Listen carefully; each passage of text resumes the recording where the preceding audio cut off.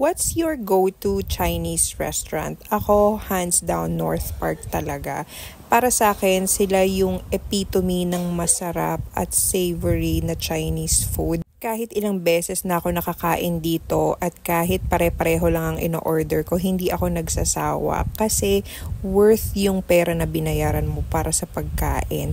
Halimbawa na lang yung lechon Macau nila. Ito, lagi ko tong ino-order. This is a must pag kumakain kami dito.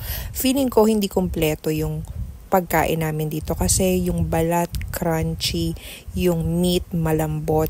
Tapos instead of yang chow, we ordered tong salty fish na fried rice. Masarap din siya.